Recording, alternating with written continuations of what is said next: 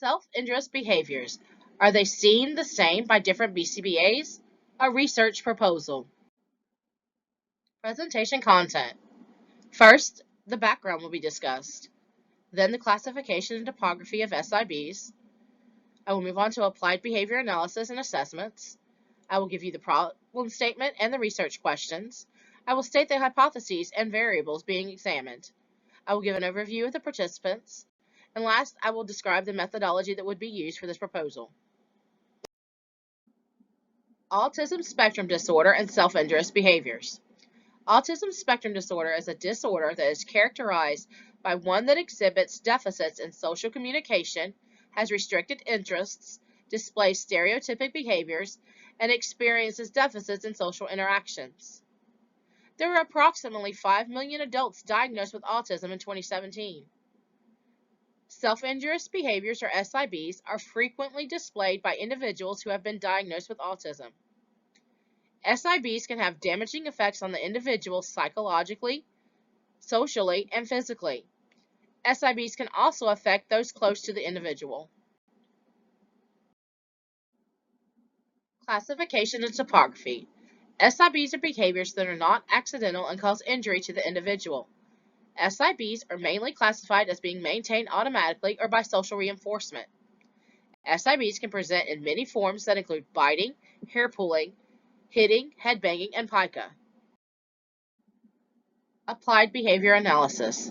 Applied behavior analysis, or ABA, is a discipline that employs several approaches to determine the function of maladaptive behaviors with the objective of improving or changing the behavior.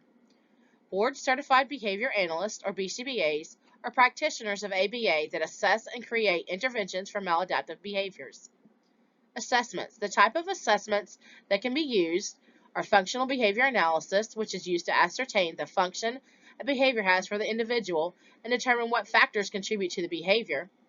A descriptive analysis is used with a functional analysis to observe behaviors within the individual's natural environment. And an indirect assessment uses self-reports or subjective reports from parents or caregivers. Problem statement. Even though there is extensive research on self-injurious behaviors, a considerable gap exists in understanding the reclassification of automatically reinforced behaviors when a different BCBA reassesses an individual. Current literature lacks evidence of the frequency with which these behaviors are reclassified. The gap limits the understanding of SIBs and can create challenges for developing adequate intervention strategies. A study could investigate the prevalence, factors influencing a BCBA to reclassify automatically reinforced SIBs, and the prevalence of a specific assessment method. The research questions being asked are: what frequency do different BCBAs reclassify SIBs? And do assessment tools play a role in the reclassification of SIBs? Hypotheses and variables.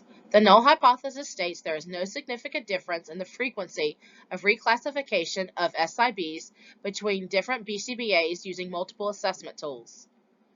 The alternative hypothesis states there is a significant difference in the frequency of reclassification of automatically reinforced SIBs between different BCBAs using multiple assessment tools. Variables. The dependent variable is the frequency of reclassification of automatically reinforced SIBs, and the independent variable is the BCBAs and the assessment tools used. Participants. This proposal would recruit 20 BCBAs and 5 individuals using convenience sampling from local ABA clinics located in Central Texas. The individuals' ages will range from 5 years to 10 years of age. SES will not be an exclusion factor. Participants must have a medical diagnosis of ASD and a documented history of displaying SIBs. Emails and consent forms will be sent to parents of prospective participants from clinical administration to consent to a video of an FBA and an FA and participation in the study. To safeguard participants' anonymity, participants will receive a randomized individual ID. Names, addresses, clinic name or location, or parent guardian name will not be included in final report or publications.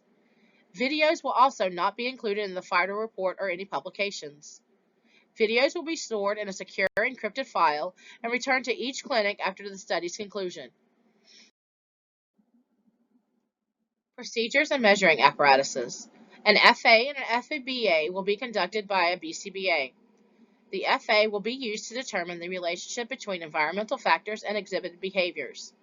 During the FBA, an antecedent to the behavior is attempted to be identified through observation or descriptive analysis. An indirect assessment will also be conducted to gather information from caregivers and guardians about behaviors. During the FBA and FA, a room will be designated and set up for the participants to be observed and recorded. A second BCBA will view video recordings to collect IOA data. Information about the analysis will be collected, including time, location, and environmental factors such as room size and items in the room. Parents will receive a questionnaire to determine if the mechanism of reinforcement is corroborated with research findings. Statistical analysis. A mixed design ANOVA will be performed to examine the data and used to determine if there is a significant difference in the frequency of reclassification of SIBs based on BCBA and type of assessment tools. The analysis will also assess within subject effects and between subject effects. Tukey's post-hoc analysis will determine whether there are significant interactions or main effects and which group means are different. Effect size will be calculated to understand the magnitude of the difference between groups. In conclusion, an individual diagnosed with ASD can display deficits in social interactions and communication, repetitive stereotypic movements, and have restricted interests.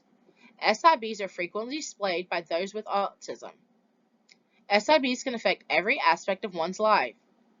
SIBs are often classified as being automatically or socially reinforced.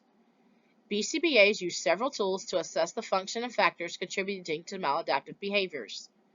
Although there is extensive research on SIBs, a significant gap exists in understanding the reclassification of SIBs when assessed by a different BCBA. Current literature lacks evidence on the frequency with which automatically reinforced behaviors are reclassified.